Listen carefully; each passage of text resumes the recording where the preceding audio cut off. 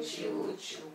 Eu estou aqui para representar aquele que me enviou.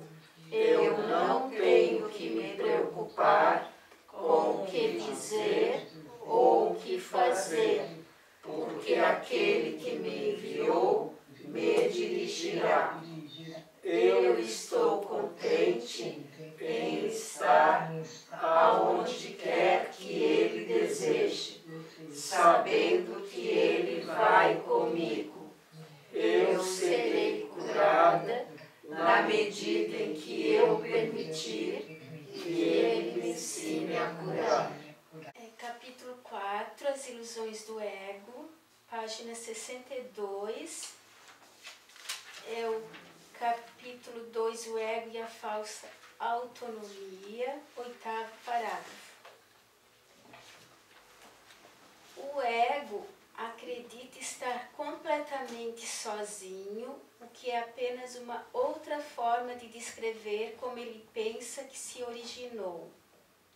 Esse é um estado tão amedrontador que ele só pode voltar-se para outros egos e tentar unir-se a eles em uma frágil tentativa de identificação ou atacá-los, em uma demonstração igualmente frágil de força.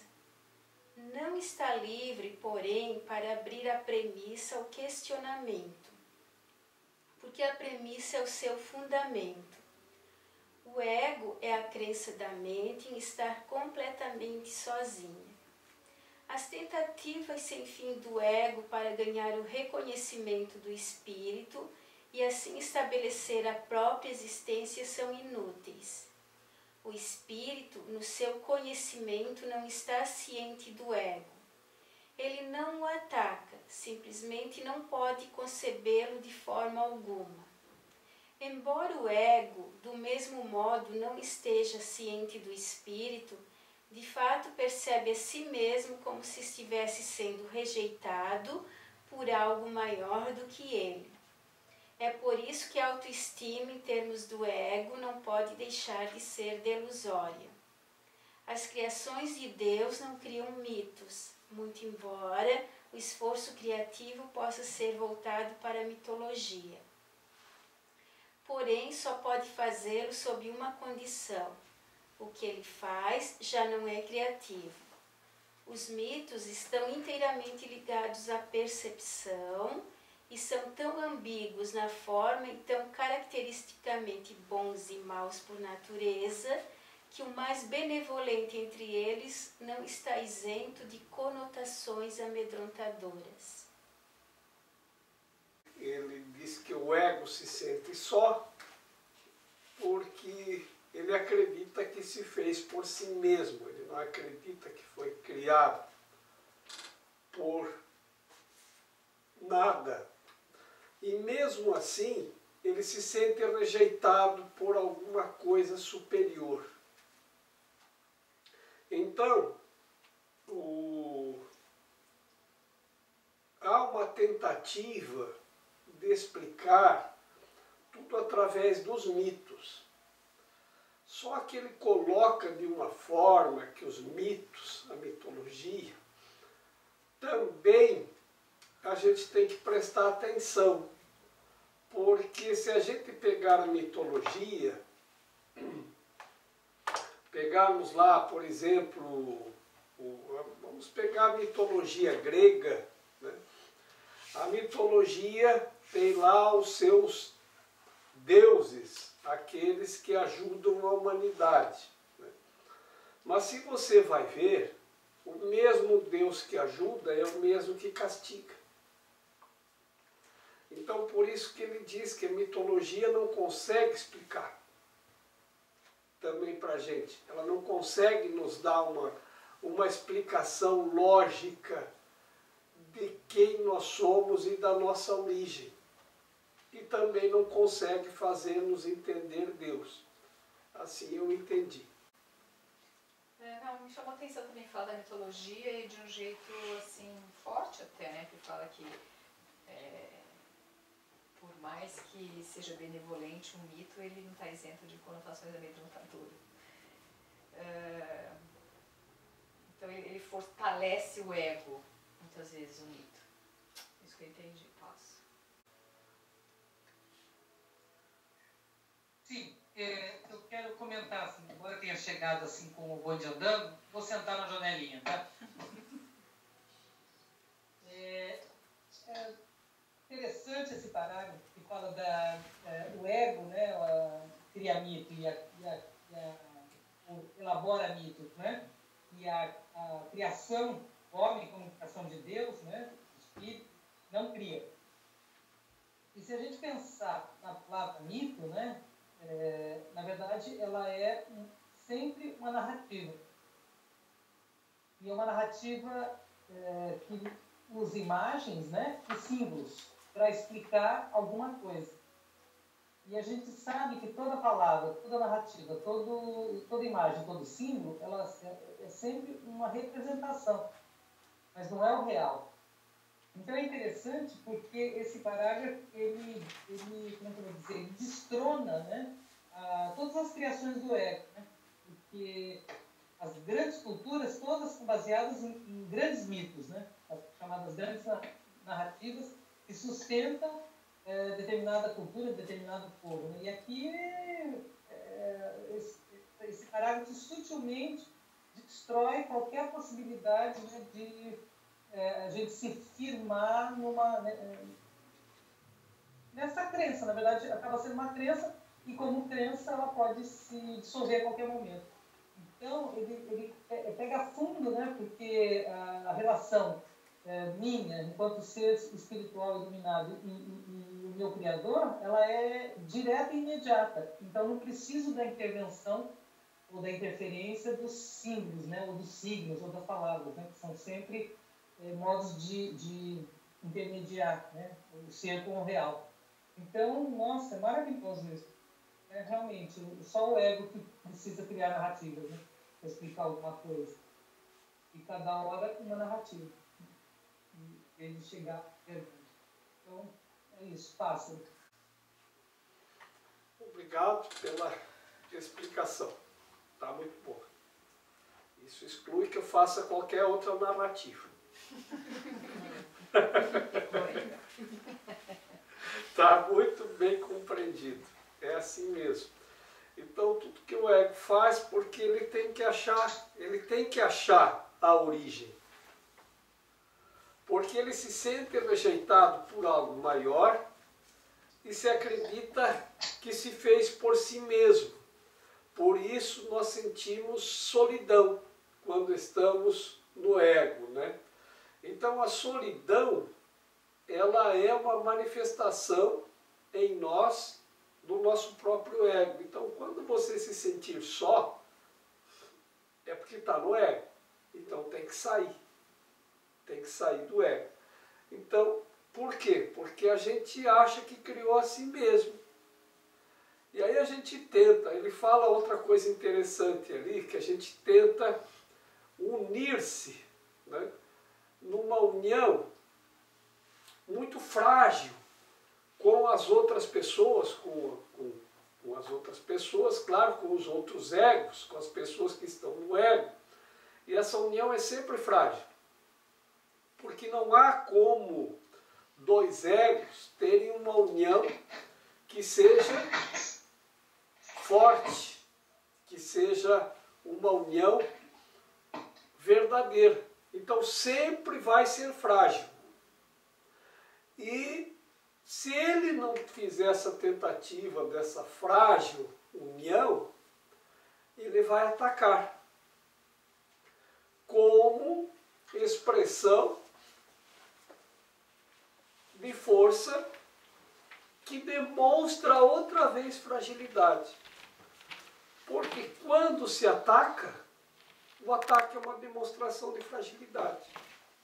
Então, quando a pessoa está atacando, é porque está no ego, porque o espírito não ataca. E qualquer ataque é uma expressão de fragilidade. E quando o ego não está atacando, ele está tentando unir-se ao outro. Né? E essa tentativa de união também é muito frágil. E o espírito não pode conceber o ego, porque não há como o espírito conceber o ego. E o ego também, por sua parte, não consegue conceber o espírito. No entanto, de alguma forma, ele tem essa percepção, que o ego percebe, de que tem algo superior. E como ele não consegue contatar com o espírito, estando no ego, ele sente a rejeição. Então, vejam que, para a gente saber identificar as ações do ego, ele vai dando aqui algumas orientações. Então, rejeição é uma. Isso é do ego. Solidão também é do ego. Medo também. Então, quando ele usa a mitologia para tentar narrar alguma coisa, para ele fundamentar-se em alguma coisa, ele cria um mito. Ele faz o mito. E o mito sempre dá poder a alguma coisa superior para que ele seja aceito por este algo superior, por esta imagem superior, a qual ele narra. E essa ideia de algo ou alguém que é superior e que o acolhe, como o ego não consegue a união perfeita, ele vive de frágeis uniões e expressões de ataque que demonstram a verdadeira fragilidade do que é o ego.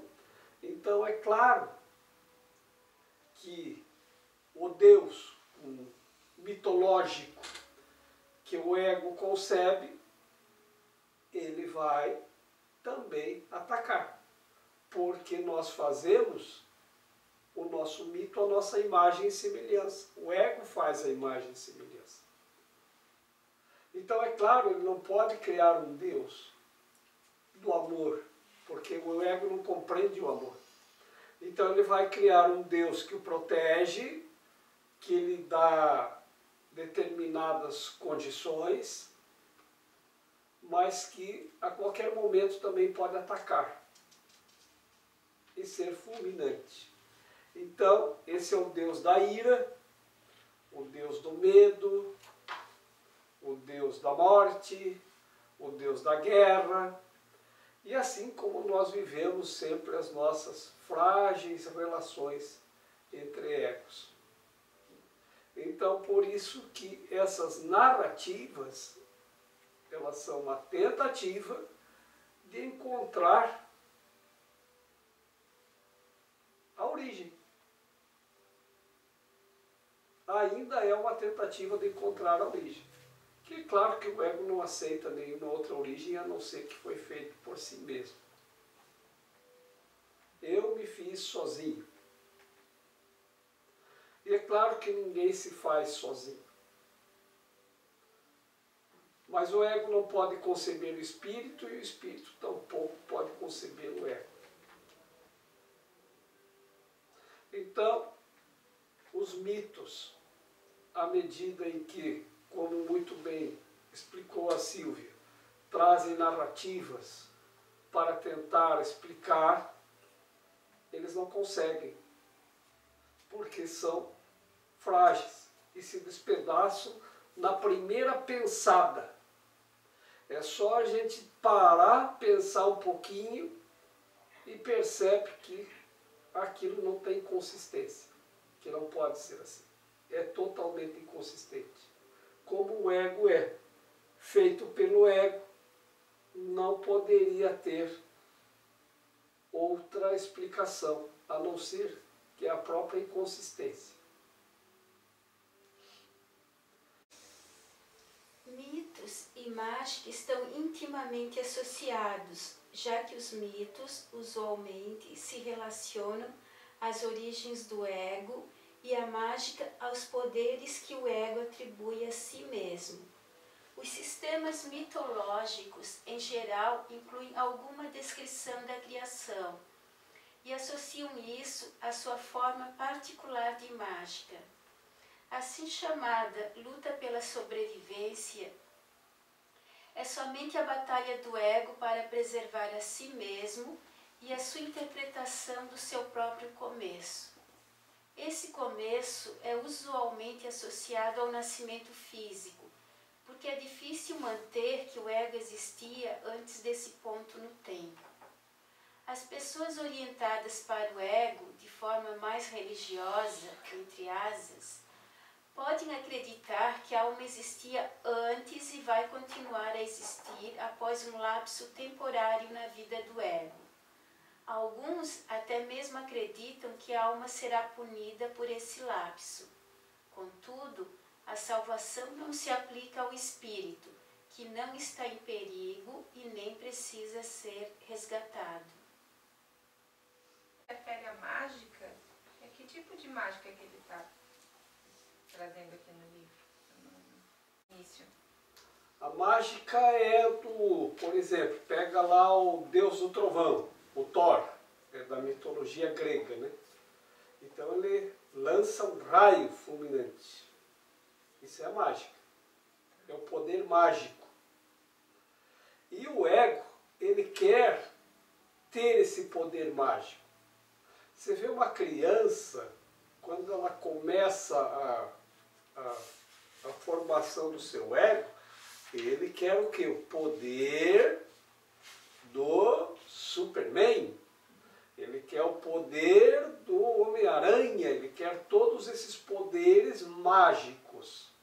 Imagina o super-homem que tem visão de raio-x, que ele faz isso, que ele voa, que ele salva o mundo, né?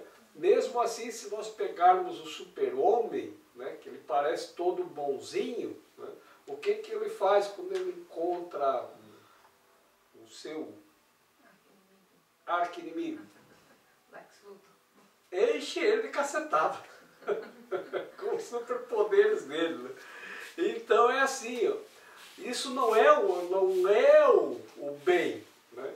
Então são os poderes mágicos. Então todos esses personagens mitológicos, isso é uma mitologia também. O Super-Homem, o Homem-Aranha, o Palácio da Justiça, o Batman, a Mulher Maravilha, isso é uma mitologia. Né? E esse tipo de mitologia, ele é criado para fazer acreditar, por exemplo, como a Silvia colocou, tem muitos povos que estão fundamentados numa narrativa de mitologia. Então, para fazermos acreditar que este povo tem superpoderes. Por quê? Porque os superpoderosos estão lá. A criança, ela não sabe que isso é um mito. Ela pensa que é verdade. Então, a criança que vê o filme do Super-Homem, aonde que o Super-Homem está? Em qual lugar do planeta? Estados Unidos. O Batman, a Mulher Maravilha e tantos outros super-heróis. É lá. Então, o que a criança começa a associar? Que esse povo é super poderoso. E leva isso para a sua vida adulta. Por quê? Porque isso fundamenta a base da educação do ego. Então o ego passa a acreditar nisso, nessa crença. E é uma coisa fantástica, porque mesmo a gente sabendo que isso é um mito, ele fundamenta, ele forma faz a nossa cabeça, né? Que é o ego, né? Então nós começamos a acreditar que esse povo é que salva o mundo e eles também.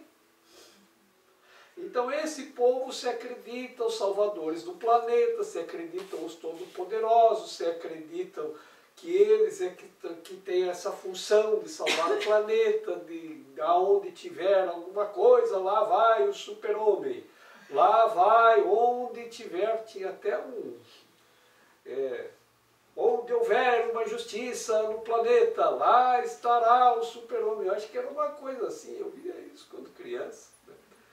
Então, a gente acredita e dá poderes ao mito. E esses poderes, eles são poderes mágicos. E são poderes que cada um de nós queria ter. Esses poderes mágicos, mitológicos. Né? Então, nós temos essa mitologia americana e nós temos a mitologia grega. É a mesma coisa. Né? Lá também criaram os super-homens, os super-poderosos, os deuses do Olimpo, que tinham superpoderes. Né? E eles protegiam a humanidade, e eles também castigavam aqueles que eram os malfeitores, né? Que vinham desse planeta ou de outro, não importa de onde vinham. Né? Então, sempre o poder mágico. Então, o ego cria esse encantamento, essa ideia de magia, para ele se sentir alguma coisa. Eu sou muito poderoso. Eu faço zip, zap, zoom e acontece alguma coisa. Então você vê quantos mitos foram criados e mesmo como brincadeira de criança, as crianças querem ter aquele poder mágico. Então não tinha Ginny um gênio? Sim. O que ela fazia? Ela piscava, né? E não tinha a bruxinha que torcia o nariz, fazia também, né? Então, todos esses poderes mágicos é uma coisa que o ego anda doido atrás deles. Tá? Porque esses poderes que a criança quer ter. E o adulto também. Então, por isso que todas essas narrativas mitológicas, elas são infundadas. Elas não têm fundamento, não têm cabimento.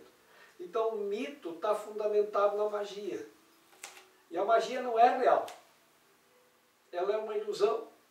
Assim como uma ilusão, essa ideia do super-homem. Não é real. É uma ilusão.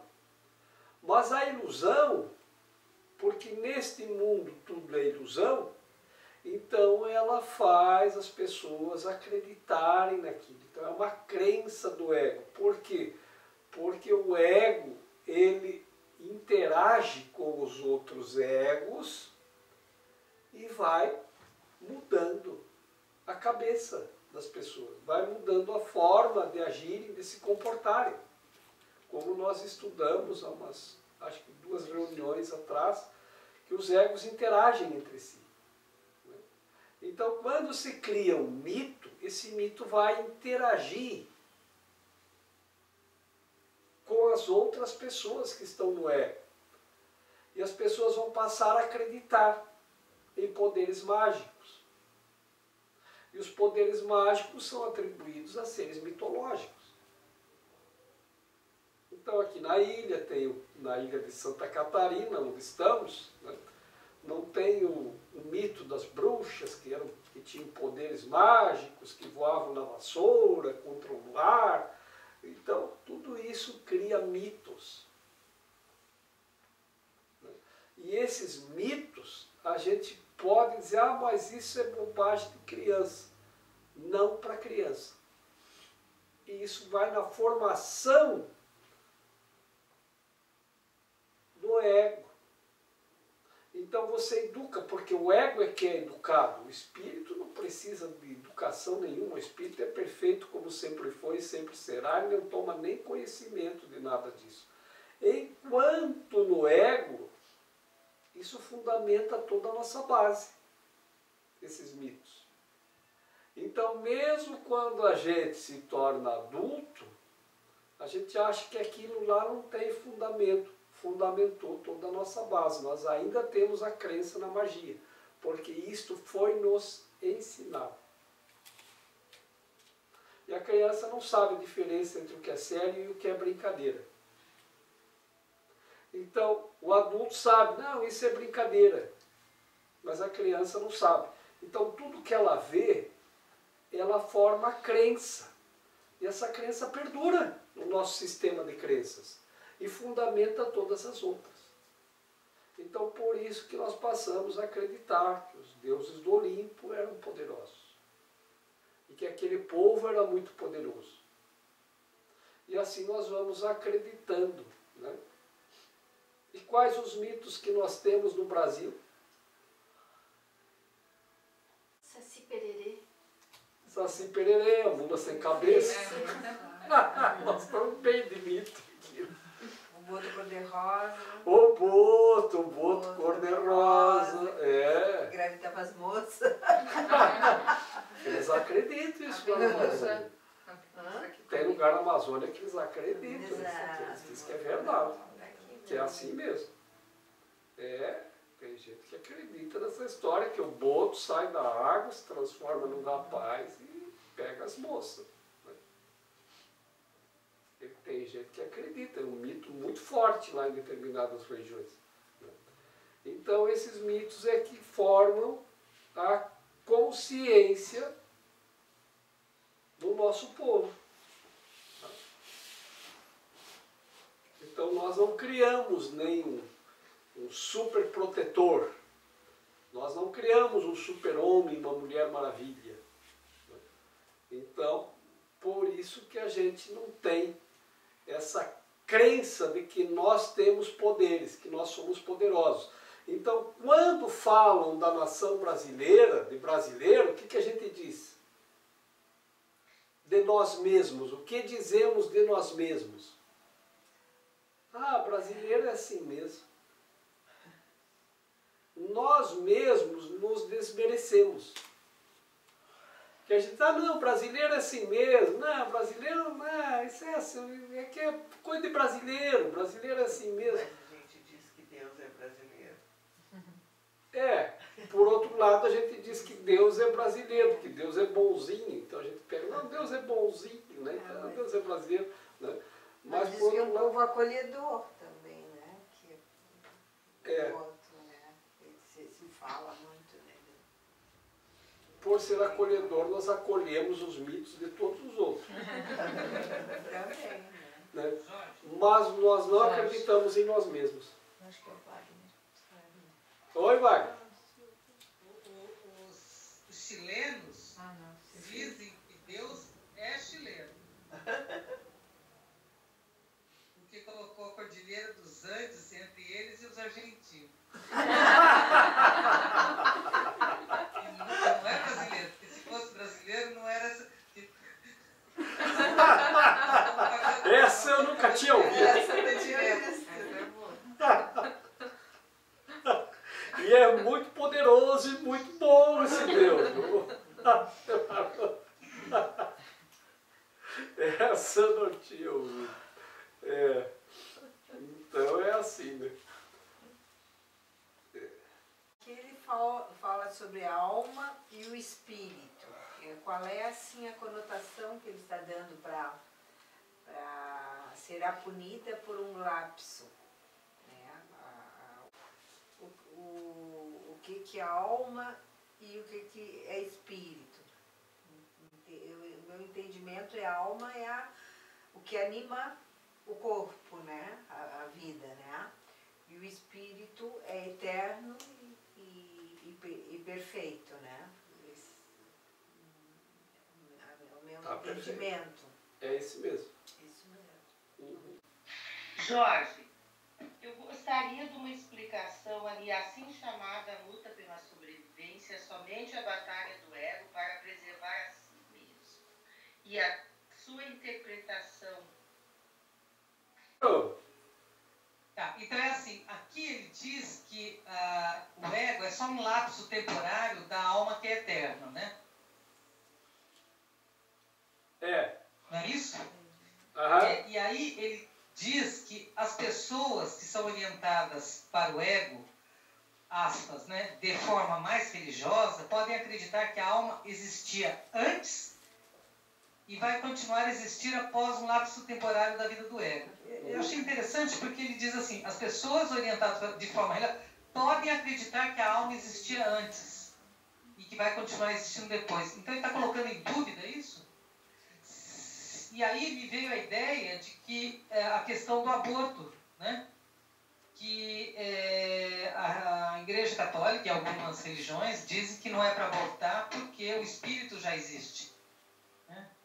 Então, não sei como entender essa questão aqui, se a alma está equivalendo a espírito ou não. É isso.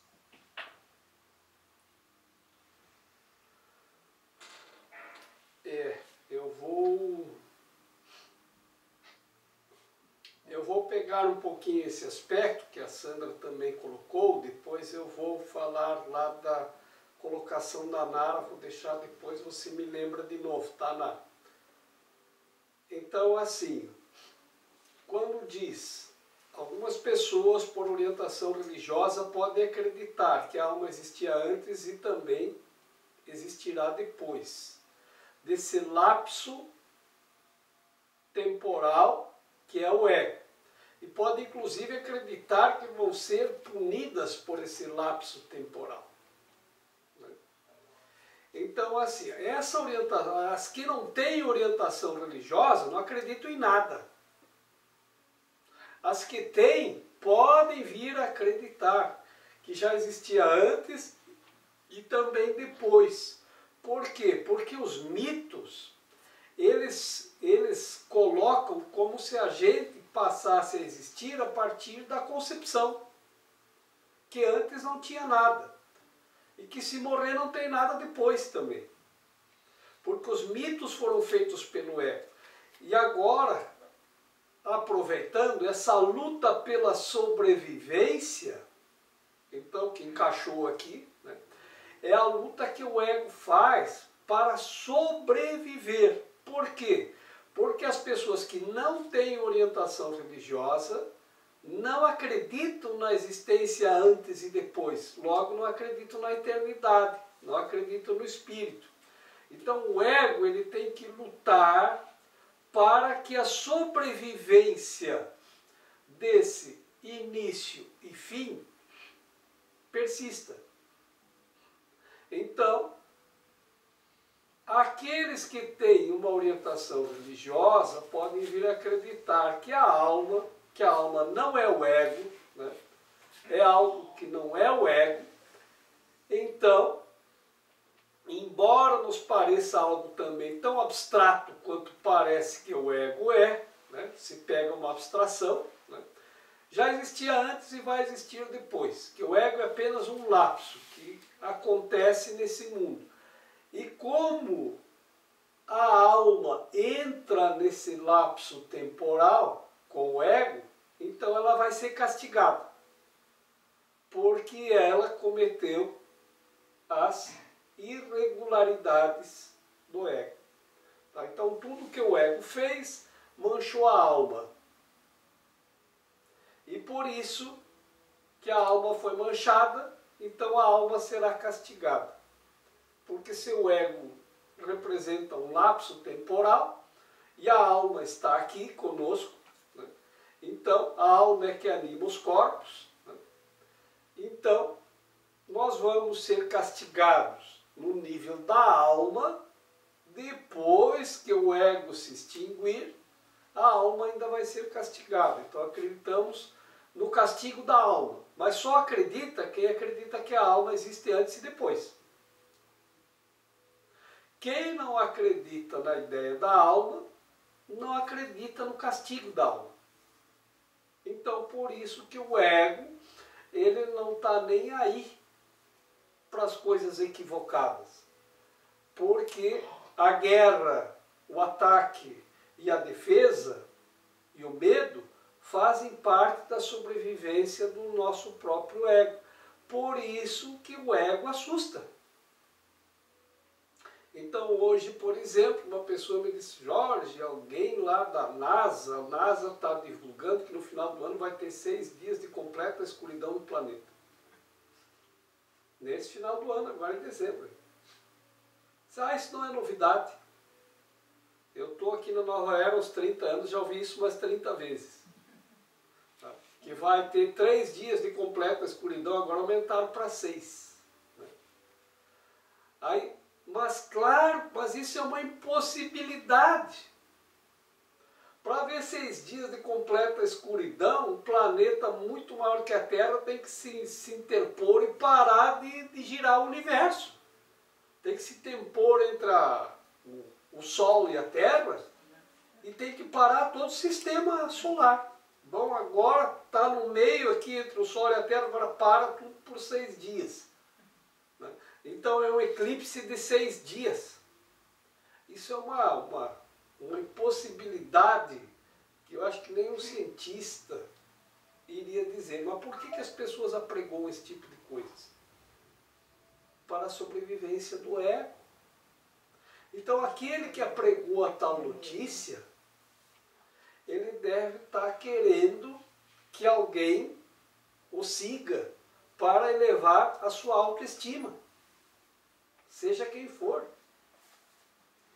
Porque alguém vai acreditar em mim, vai ficar com medo e aí vai seguir as minhas orientações durante esses 6 dias. Depois vai vir a orientação de escuridão, você faça o seguinte.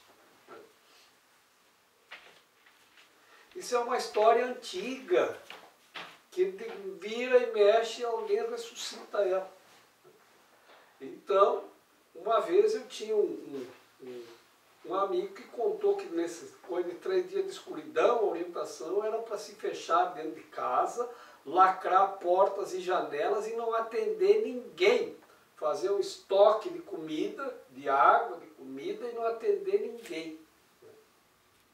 Então, isso, e ele acreditou e fez. Aí depois dos 6 dias ele foi abrir a janela pensando que havia o mundo destruído lá fora. Só se salvou ele na casa dele, o resto está tudo destruído. E aqueles que seguiram a mesma orientação. É uma coisa totalmente sem lógica.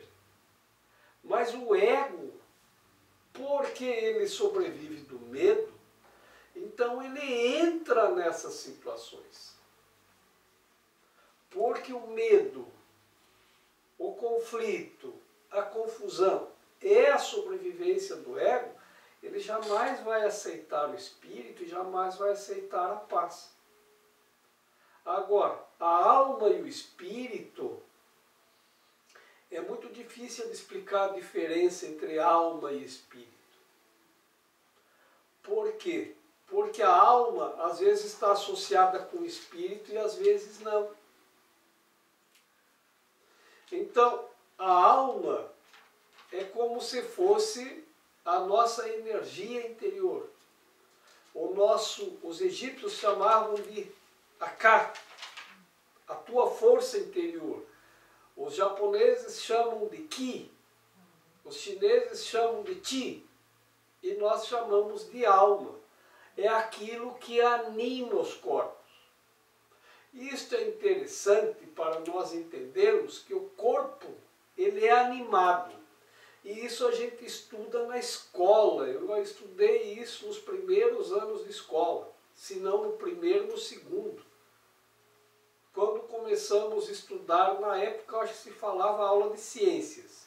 E uma das primeiras coisas que eu me lembro que a gente foi abordar é que existem corpos animados e inanimados.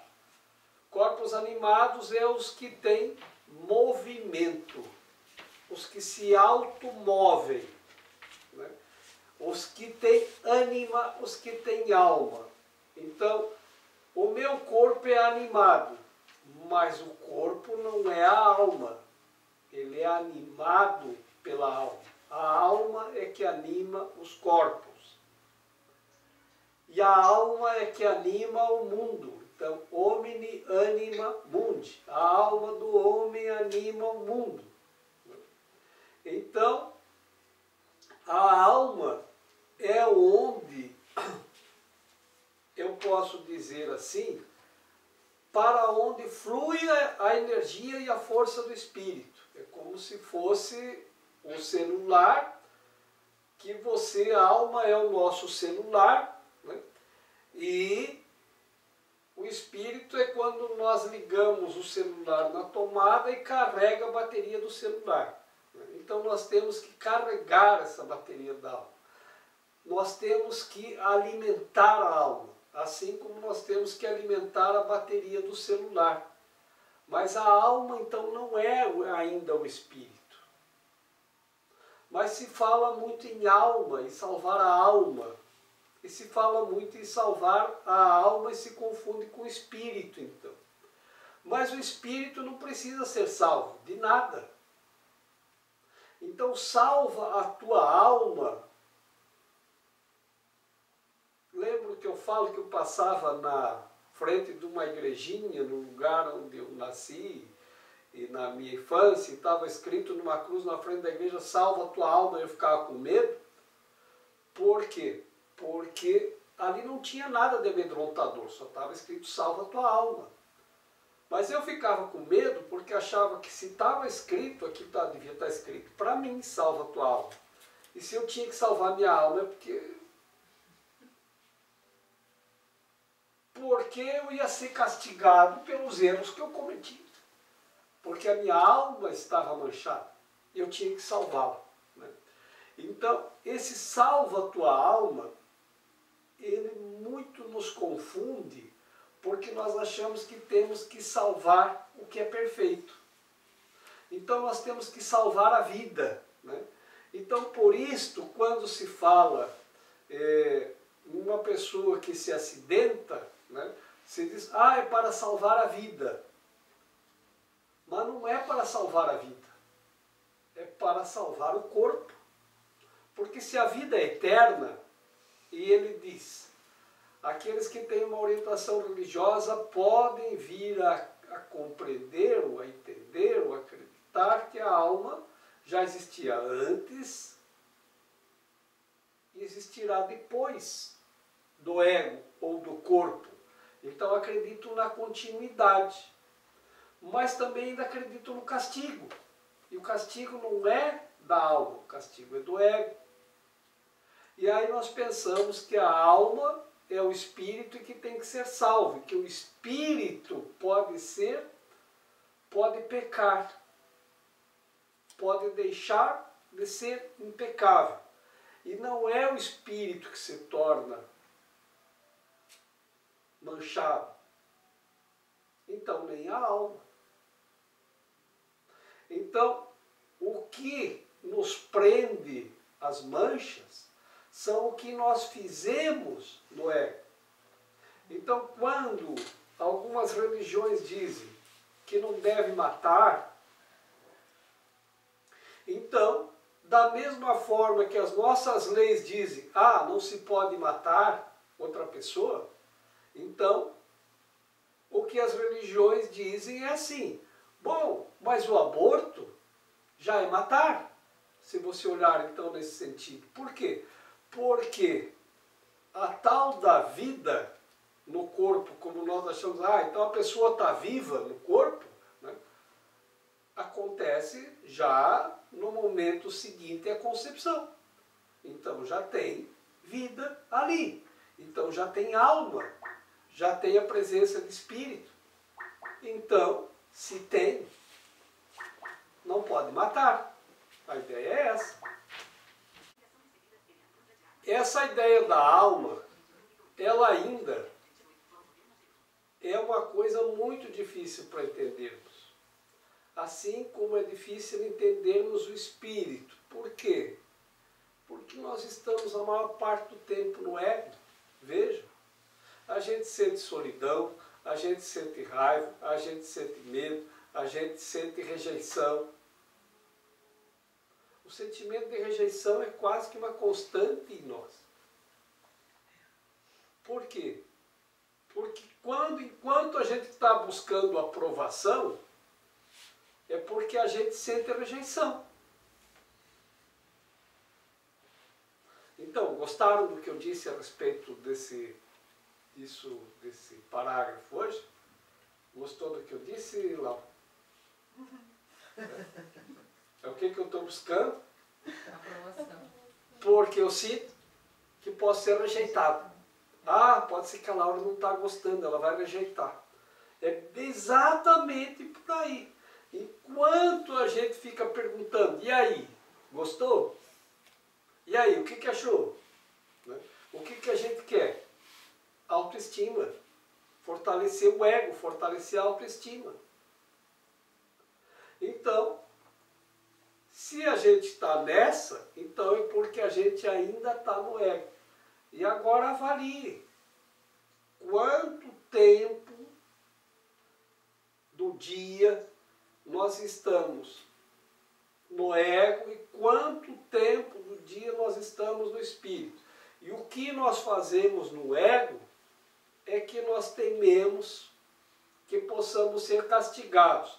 Porque nós ficamos com culpa e temos temor do castigo, é que nós ficamos presos no ego.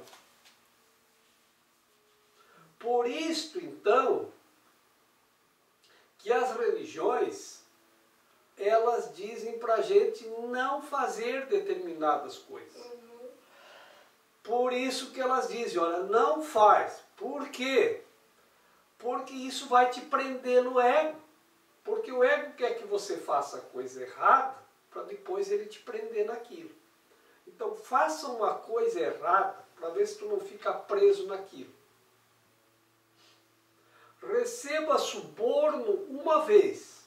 Sofrimento e culpa, né? Receba um suborno uma vezinha só. Agora aquele que te subornou tem você nas mãos. Medo. Porque se você não aceitar outra vez, eu entrego. Agora você vai fazer. Então, o ego, ele luta, quando ele diz o ego luta pela sobrevivência, é isso que ele está fazendo. Porque ele acha que isso é a sobrevivência dele. E é. Porque enquanto nós estamos fazendo uma coisa errada, nós estamos presos ao ego. Então o ego sobrevive. Essa é a luta para a sobrevivência. Então, quando se toca lá na questão do aborto, que a Silvia abordou esse tema, então por que as religiões dizem não? Por causa disso, porque depois a pessoa fica presa na culpa. E fica, gente. Fica. Sabe? Então, o que o Papa colocou? Tá? Para os padres orientarem o perdão para aquelas mulheres que fizeram aborto, orientarem para o perdão, para elas se livrarem dessa culpa. Se fizeram, e o perdão tem que servir para qualquer coisa. E é claro que o perdão é para isso. Tá? O perdão é para isso. Primeiro a gente diz, não faz. Mas se fez, não fica presa. Não se deixe, porque é aí que está o ego. O ego diz para você fazer, a gente faz. Porque um aborto a gente faz por egoísmo, por ego mesmo. Não é por outra razão. Porque a gente pensa na situação, em como eu vou ficar, e como as coisas vão acontecer, de que jeito que a coisa vai se desenrolar, e é a única solução que eu tenho, porque eu penso no meu corpo, porque eu penso em mim, porque eu penso na minha situação, porque eu penso na economia, porque eu penso nas finanças. A gente bota tudo quanto é. Desculpa, isso tudo é do ego. É medo, é sentimento de rejeição, porque alguém pode me rejeitar porque eu tenho um filho que nesse momento é inadequado, porque eu mesmo estou rejeitando isso. Isso é ego, né? Sentimento de rejeição. Porque agora eu tenho que resolver isso sozinha, e sozinho eu não consigo, então talvez o único caminho, a única solução que eu tenho é essa. Não importa, se vocês forem ver os motivos que levam, é tudo razões que está sendo colocado aqui como manifestações do ego. Tá bom. Você fez. Mas e agora? Vai ficar preso na culpa para sempre? Vai se deixar prender pelo ego para sempre? Isso é o que a sobrevivência do ego. Quando diz o ego luta pela sobrevivência, é isso. Agora você está preso. Porque você fez o tal do pecado. Pronto. Mas não é a igreja que te prende ao pecado. É o que não está na igreja. Porque se o Papa dissesse que prende ao pecado, então ele não ia dar o perdão. E uma vez aconteceu aqui, não me lembro se foi em São Paulo, em algum lugar, isso é uma coisa que eu me lembro recente, 2, 3 anos talvez, que um padre foi lá e excomungou um médico e a pessoa que cometeu o aborto. Isso veio a público e foi um escândalo, porque o padre dizia, olha, quando a pessoa faz um erro desses, a orientação da igreja é para excomungar. Mas se a pessoa nega a religião, então, se eu não tô na religião católica, você pode me excomungar à vontade, eu não faço parte daqui. Excomungar é excluir. Quer dizer, olha, a partir de hoje tu não faz mais parte porque a gente não faz essas coisas erradas. Como os partidos excomungam aquelas pessoas que não seguem a orientação do partido político. É a mesma coisa. Se você não segue a orientação do partido, você tem que sair fora. Se você não sair voluntariamente, o partido te expulsa. É isso. Agora, se você quer voltar para a religião, é fácil, dizia o padre. É só se arrepender e pedir perdão. É simples assim. E é assim que funciona. Então o padre vai dar orientação, mas a pessoa não aceita porque ela fica presa ao ego. O que eu fiz não está errado. Eu fiz por esse motivo. Então a pessoa não quer o perdão. Ela quer ficar presa ainda às suas próprias motivações. E essa prisão dentro das suas próprias motivações é que ele diz aqui, o ego luta pela sobrevivência, ele não aceita o perdão, porque se acontecer o perdão, aquilo não te prende mais, porque você está livre da culpa e do medo. O Papa perdoou, então eu estou livre da culpa e do medo. Então é isso que nós estamos buscando o perdão. E quando nós levamos as nossas motivações, então quando nós não aceitamos a ideia do perdão, porque eu não fiz nada errado, porque eu fiz a melhor coisa, porque isso é que eu tinha que fazer, porque eu tenho direitos sobre mim mesmo, a decidir o que eu quero, do jeito que eu quero, eu tenho direito sobre o meu corpo, eu tenho direito de decisão, então você não quer o perdão. Então você não pode dizer que quer aquela religião que diz que não pode. O político que faz uma coisa que o partido não aceita, que vai contra a orientação do partido, também sai fora. Também é expulso. Também é expulso do partido. E os partidos fazem isso. E as religiões fazem isso. Para a pessoa, às vezes, se dar conta de que está fazendo uma coisa errada e cair em si e voltar. Porque, às vezes, é o único jeito da pessoa se dar conta de que está fazendo uma coisa fora da orientação. Mas quando a pessoa se sente excluída, ela tem um sentimento muito forte de rejeição, de medo, de inaceitação, de inadequação. Mas tudo bem, é só tu fazer certo e voltar. É só fazer a coisa certa e voltar. E isso acontece em todas as coisas, numa empresa. As pessoas não são demitidas, mandadas embora. Uma pessoa que é demitida, ela é excomungada da empresa. É a mesma coisa. Ela é expulsa, ela é mandada embora, ela é demitida. São sinônimos. Quando a pessoa não segue as orientações da empresa, quando ela não está de acordo com o propósito que está ali na empresa.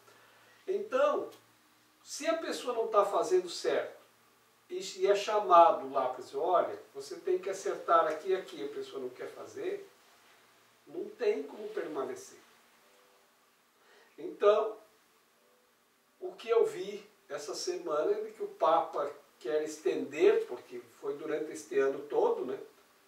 Quer estender e orientou os padres para estenderem o perdão às mulheres que cometeram aborto, para que elas possam voltar para a religião. É bem assim que funciona. E está certíssimo nesse aspecto. Isto não é motivação para as outras pessoas fazerem a coisa errada. Mas é como a igreja tem que funcionar, a igreja tem que, se a igreja não acreditar no perdão, então não tem sentido. Porque o ego que acredita no castigo. Por isso que estando no ego, o ego acredita que a alma vai ser castigada pelo que fez. Nesse lapso de tempo que nós ficamos nesse mundo. É assim que nós pensamos. Por isso que não é para fazer nada errado. Mas se fizer, um curso em milagres chama de expiação. Expiar é desfazer, é corrigir, é desfazer e corrigir o erro. É trabalhar com perdão. Isso é expiação. E pronto. Então é isso que nós temos que fazer. Nós não podemos deixar a pessoa cometer um erro, achar que ela está condenada para sempre a ficar no erro, que o erro é o ego. Pensando bem, Jorge, não existe nada assim que eu tenha visto, escutado no Evangelho, na Bíblia, que existe, que haja pecado imperdoável. Não tem. existe. Ele não diz, ele diz assim, eu não te perdoarei 7, mas 77 vezes 7, né? Uma coisa assim, né? Que representa, está assim registrado, né? Que representa o infinito, Sim, né? 77 vezes 7 é infinitamente. Representa infinitamente. Infinitamente. Não importa o que fizesse. Né? Então, mas você tem que querer. Então, por isso que a motivação das religiões é para a gente querer. É para a gente querer fazer a expiação, para alcançar o perdão. Porque quando eu faço a expiação, eu estou trabalhando para ser perdoado. Então, por isso que quando eu faço uma coisa errada, eu vou lá e digo, olha lá, eu fiz uma coisa errada contigo, eu quero corrigir e quero que você me perdoe. Pronto. Eu estou indo em busca do perdão. Arrependimento não é ficar, estou arrependido do que eu fiz e ficar por isso mesmo. Eu fiz, mas estou arrependido. Não, o arrependimento acho que não tem esse sentido.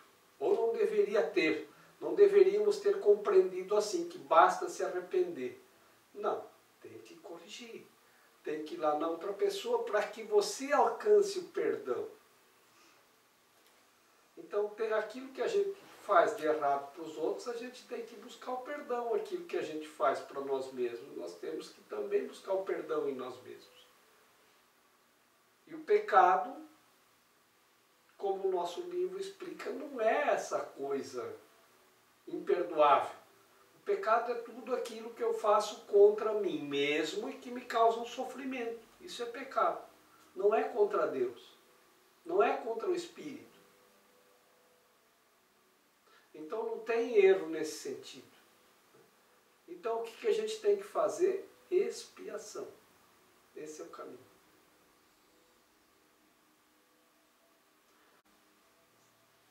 Maravilhosa explicação.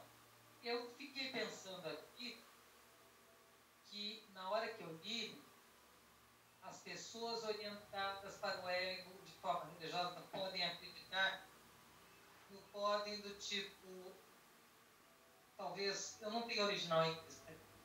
Qualquer coisa do tipo may believe. E eu imagino que no texto original possa estar can believe. E o podem, aí eu assim, tinha interpretado como uma ironia. Pode até ficar pensando nisso e tal, mas pela sua explicação, é outro sentido do verbo poder. Maravilhoso, nossa, cobriu tudo. Inclusive, levantou, né, que é uma expressão que a gente usa demais, né, a subsistência, né, do ego. Meu Deus, que interessante, né? Como é que a gente fica fazendo mesquinharia para a subsistência do ego? Maravilha, adorei. Nossa, ainda bem que eu consegui chegar hoje a tempo para assistir esse pedaço. Ah, que bom que você gostou, daí eleva minha autoestima e eu não me sinto rejeitado. E nem me sinto sozinho na minha maneira de expressar. Estou unido contigo já. Você pensa que você já Agora pode já vai pensar no igual a ego eu. dela, Jorge. Está revertendo já. Enchendo o Não ego dela. entendi. É que estão dizendo que agora eu estou enchendo o teu ego. Então, mas eu me lembro que teve uma época que eu quis ser assim. Tinha até uma personagem na televisão que chamava Extremamente Sincero, alguma coisa assim, né? Aham. E eu me lembro que eu entrei numa vibe dessa de sincero, extremamente sincero, né? Eu fui num restaurante, e todo restaurante a pessoa vem e pergunta, e aí, gostou? Em vez de perguntar o que você achou, né? Então ela está inclusive a dizer que você gostou, né? É. Aí eu me lembro que eu estava no restaurante, o cara chegou todo eufórico, e aí, você gostou? Eu virei e disse assim, já comi melhor.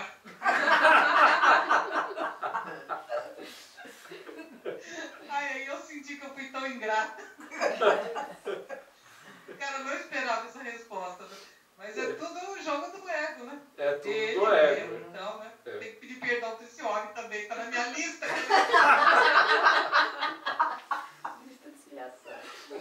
Não, mas de restaurante tem outra, né, Silvio? Que o garçom veio e perguntou para o cliente, e daí? Como achou o bife? E o cliente respondeu, foi fácil, estava embaixo de uma batatinha.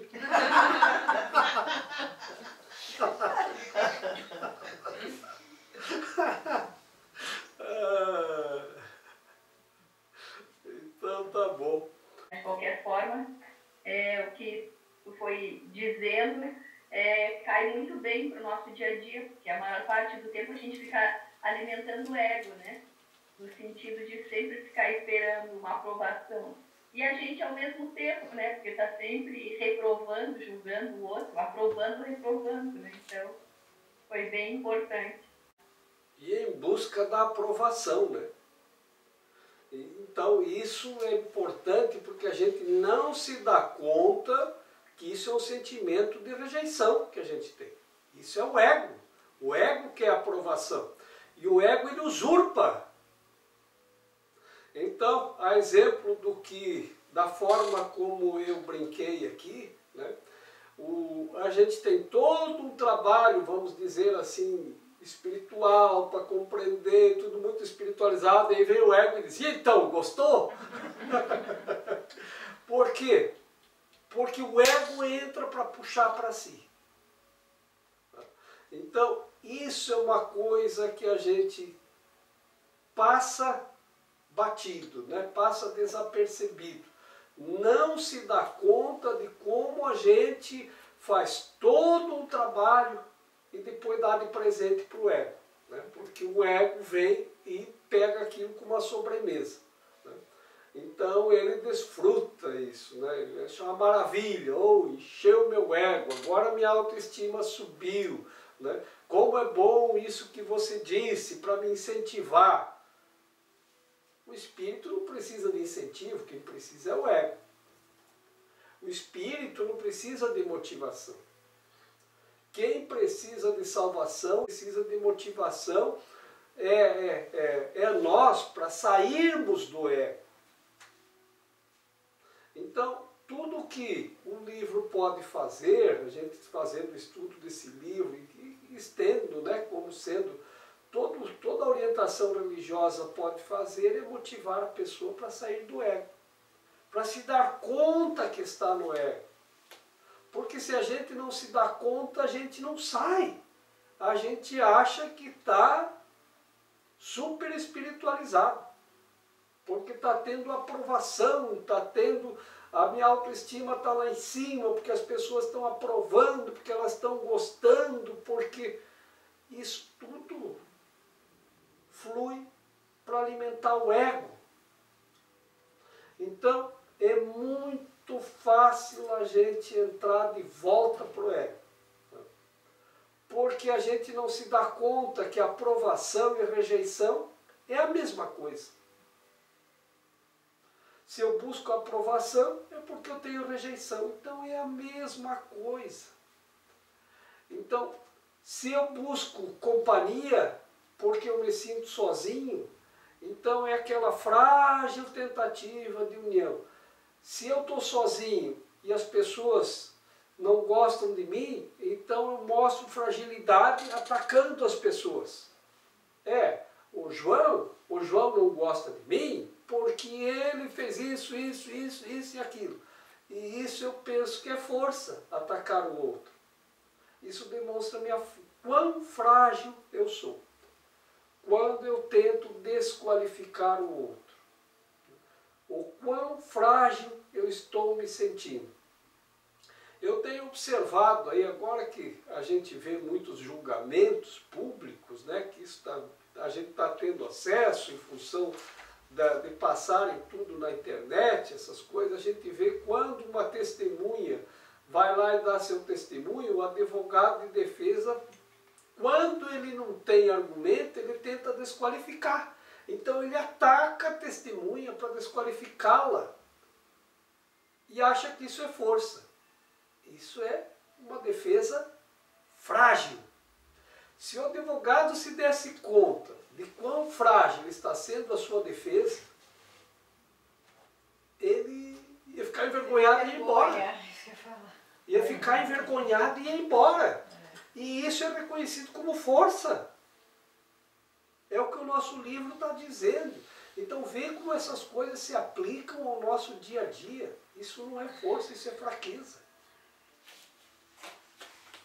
Isso é fraqueza. Porque não tem como descomprovar o que a testemunha está dizendo, então ataca a testemunha, desqualifica. Ou então faz uma aliança com a testemunha. Escuta, vamos, desconversa isso, diz que você se enganou, que não era bem assim, você pensou. Quão frágil é essa ligação?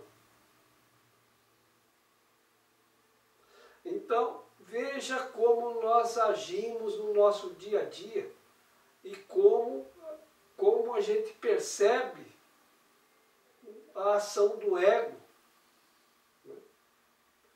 Claro que a gente percebe com a nossa percepção, porque o espírito ele nem pode nem conceber isso.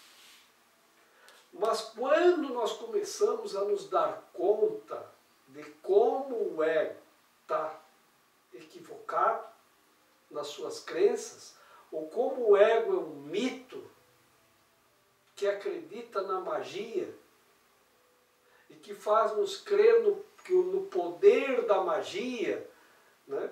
Numa magia poderosa que não existe, enquanto ele nos leva a acreditar nisso, enquanto nós aceitamos essa crença, como somos frágeis. Porque se desmonta, isso não para em pé, isso não tem consistência. Então, e é assim que nós estamos acompanhando o dia a dia. Agora o que acontece? Eu vou ter que começar a observar se eu não estou no ego. Eu vou ter que começar a observar em mim mesmo. Porque primeiro o livro diz, você não é capaz de ver a si mesmo, porque você está se achando, né? Então, como diz aí, se acha a última bolacha do pacote, né? Fica se achando, né? Então você tem que ver no outro. Então você tem que ver o ego no outro. Quando você começa a perceber o ego no outro, você está começando a se perceber. E esse é o princípio da mudança, porque você vê que você não quer aquilo para si. Então esse é o princípio da mudança. Eu não quero mais ficar buscando aprovação, porque eu não quero sentir rejeição. Eu não quero mais atacar, porque isso expõe a fragilidade. Quem ataca é porque está com medo. É porque tem culpa no cartório. Eu não quero mais sentir culpa, eu não quero mais sentir medo, eu não quero mais sofrer. Eu não quero fazer mais nada errado. Então, como que é fazer o certo?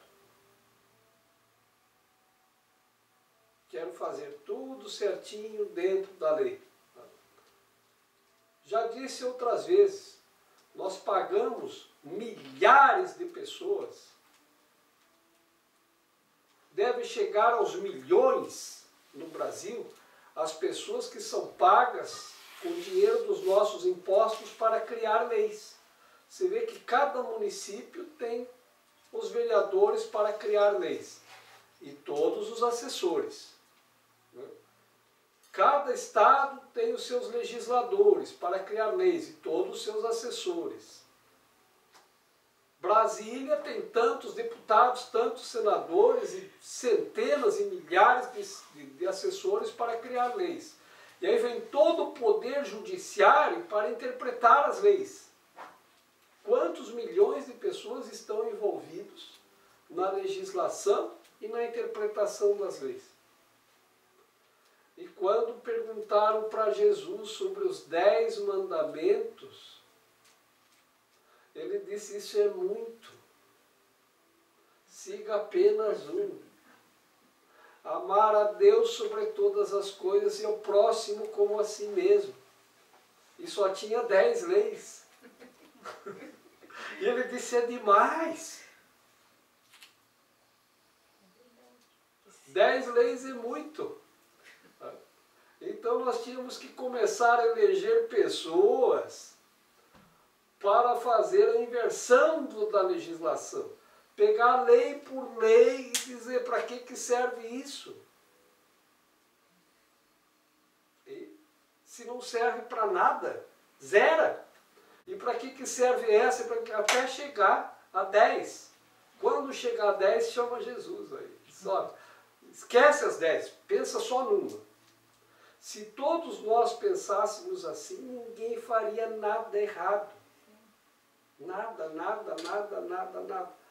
Bom, o Gandhi disse, seja você o que você quer ver no mundo. Então, vamos pegar essa lei só. Daí não tem nada errado. Vamos tentar seguir só uma, porque 10 a gente não consegue mesmo dar conta. Tentar seguir só uma. E essa é a mais fácil de todas. É a mais fácil de todas. As outras podem fazer quantas leis quiserem, nós não vamos burlar nenhuma se nós seguir esta prova. Todas as outras que inventarem por aí, nenhuma delas pode contradizer esta única. Amar a Deus sobre todas as coisas e ao próximo como a si mesmo. Você não vai fazer nada de errado nunca. Nunca, nunca, nunca, nunca. Então, aquele que não fez um erro não precisa ser perdoado, porque ele não tem nada de errado. O Pilatos lavou as mãos quando olhou para Jesus, né? Esse homem não fez nada errado. Eu lavo minhas mãos. Vocês querem condená-lo, vocês condenam. Eu estou fora, eu não vejo nada de errado neste homem. O Pilatos estava lá para condená-lo. Vocês decidem, porque eu não vou, eu estou fora. Então vejam, aquele que não cometeu nenhum erro, não tem por que castigar, não tem por que julgar, não tem por que condenar, e não há perdão para ele, porque não fez nada errado, não tem o perdão. Ele é o remédio para o erro. Se não tem erro, não precisa do remédio. Eu estou aqui só para ser verdadeiramente útil. Eu estou aqui para representar aquele que me enviou. Eu não tenho que me preocupar com o que dizer ou o que fazer, porque aquele que me enviou me dirigirá. Eu estou contente em estar aonde quer que Ele deseje, sabendo que Ele vai comigo. Eu serei curado na medida em que eu permitir que Ele me ensine a curar.